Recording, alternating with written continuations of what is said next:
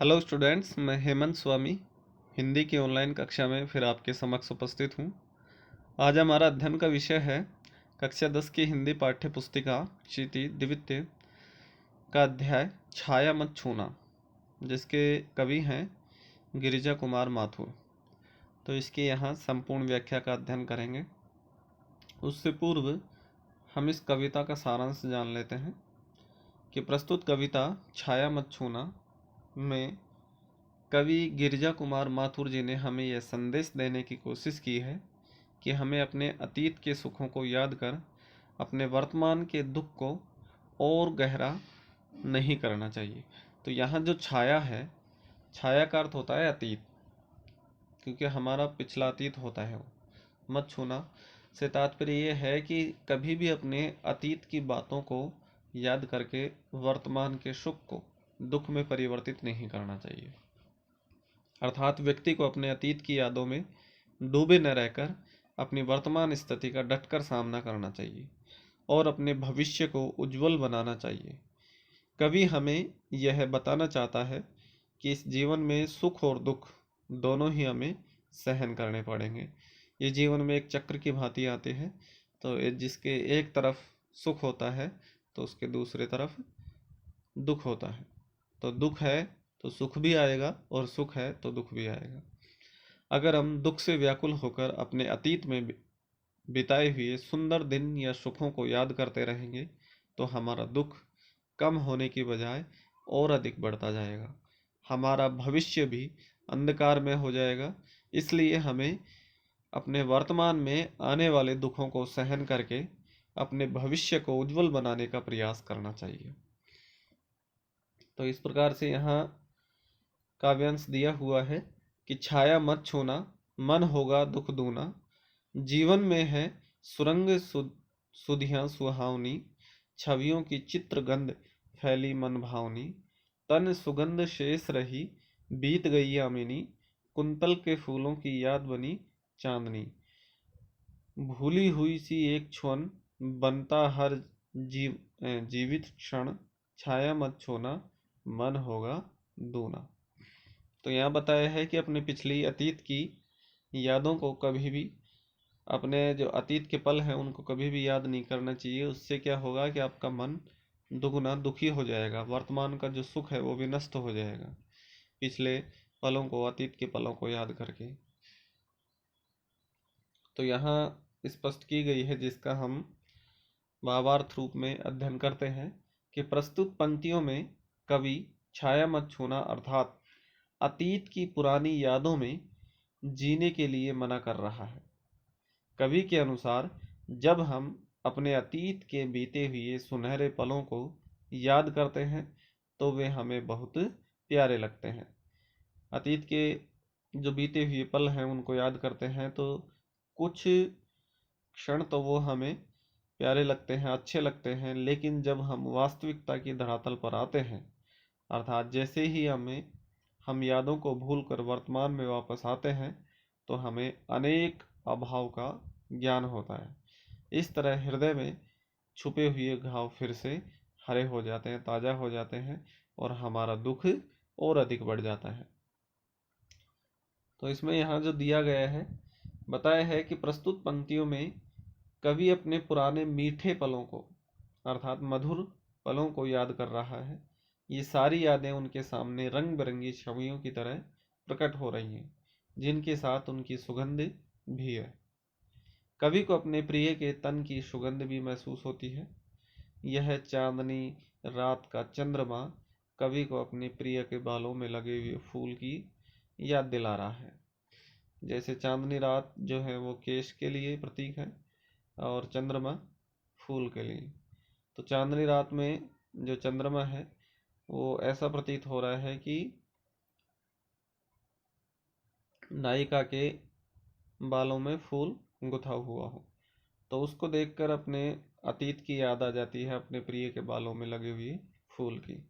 इस प्रकार हर जीवित क्षण जो हम जी रहे हैं वह पुरानी यादों रूपी छवि में बदलता जाता है।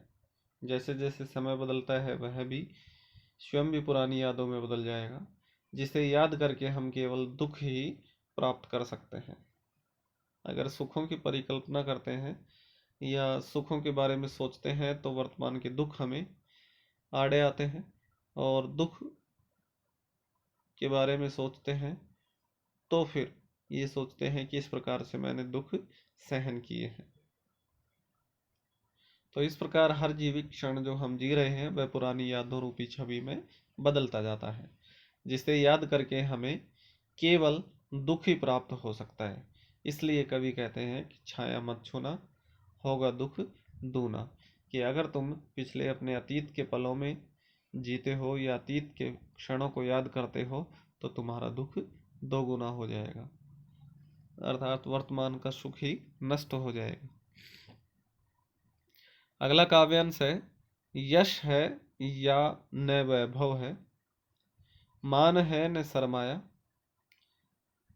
जितना ही दौड़ा तू उतना ही भ्रमाया, प्रभुता का शरण बिंब केवल मृग तृष्णा है, हर चंद्रिका में छिपी एक रात कृष्णा है, जो यथार्थ कठिन तू कर पूजन, छाया मत छूना, मन होगा जूना। तो यहाँ ये बताया है कि धन, वैभव, मान, सम्मान आदि के पीछे जो तू दौड़ रहा है वो एक भ्रम मात्र है, और ये प्रतिष्ठा और प्रभुता का जो शरण तूने ली है ये भी एक मृग तृष्णा है, अर्थात कल्पना मात्र है। तो यह चंद्रिका के बारे में बताया है कि कृष्ण अर्थात कृष्ण पक्ष की, तो जैसे कृष्ण पक्ष कि चंद्रमा में काली रातें होती हैं तो शुक्ल पक्ष के बाद उजली रातें भी आती हैं, चांदनी रातें भी आती हैं। तो इसी प्रकार से जीवन का हर एक स्तर बदलता रहता है, समय बदलता रहता है, दुख के बाद सुख आते रहते हैं। तो अपने यथार्थ वास्तविकता को स्वीकार करके और जीवन जियो। अतीत के पलों में अगर जाओगे तो तुम्हारा मन दुखी ही होगा। तो यहाँ भावार्थ दिया हुआ है कि इन पंक्तियों में कवि हमें यह संदेश देना चाहते हैं कि इस प्रकार में धन कि इस संसार में धन, ख्याति अर्थात प्रतिष्ठा, मान, सम्मान इत्यादि के पीछे भागना व्यर्थ है। यह सब एक भ्रम मात्र है, भ्रम की तरह ही है। कवि का मानना यह है कि हम अपने जीवन काल में धन, यश, ख्याति इन सब के पीछे भागते रहते हैं और खुद को बड़ा और मशहूर समझते हैं, प्रतिष्ठित व्यक्ति समझते हैं। लेकिन जैसे हर चांदनी रात के बाद एक काली रात आती है, उसी तरह सुख के बाद दुख आता है और दुख के बाद सुख आता है।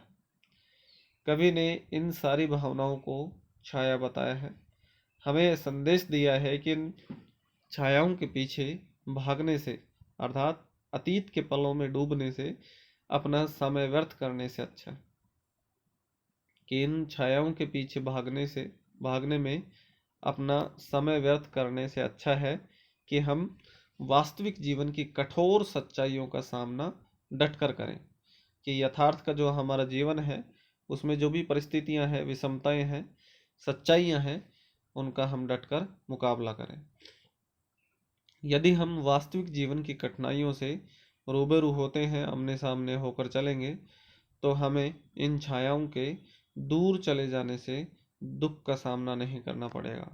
अर्थात जो अतीत के पलों से जो दुख प्राप्त होता है वो हमें प्राप्त नहीं होगा अगर हम यथार्थ के जीवन की कठिनाइयों से रूबरू होकर चलेंगे, उनका दृढ़ता से उनका सामना करते हुए चलेंगे। तो अगर हम धन, वैभव, सुख, समृद्धि इत्यादि के पीछे भागते रहेंगे तो इनके चले जाने से हमारा दुख और अधिक बढ़ जाएगा। अगला काव्यांश है, दुविधा हत साहस है, दिखता है पंथ नहीं, देह सुखी हो पर मन के दुख का अंत नहीं, दुख है न चांद खिला शरद रात आने पर, क्या हुआ जो खिला फूल रस बसंत जाने पर, जो न मिला भूल उसे जो न मिला भूल उसे कर तू भविष्य वर्ण, छाया मत छोना, मन होगा दूना। तो यहाँ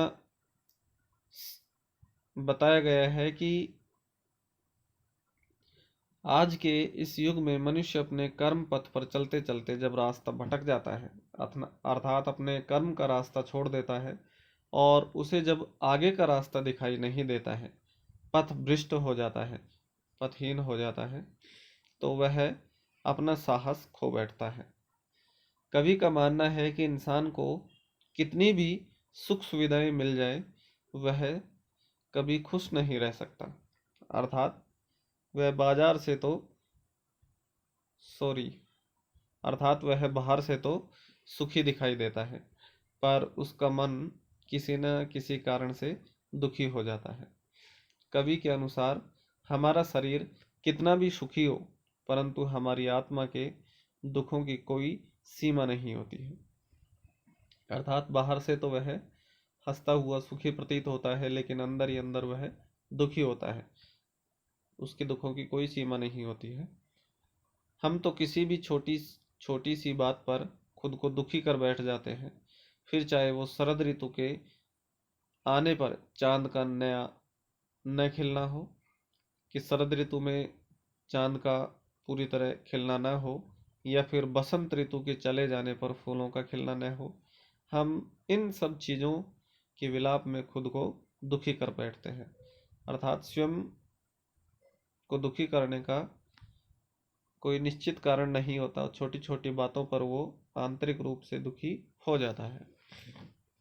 इसलिए कवि ने हमें यह संदेश दिया है कि जो चीज़ हमें ना मिले या फिर जो चीज़ हमारे बस में न हो, उसके लिए खुद को दुखी करके चुपचाप बैठे रहना कोई समाधान नहीं है, बल्कि हमें यथार्थ की कठिन परिस्थितियों का डटकर सामना करना चाहिए एवं एक उज्जवल भविष्य की कल्पना करनी चाहिए।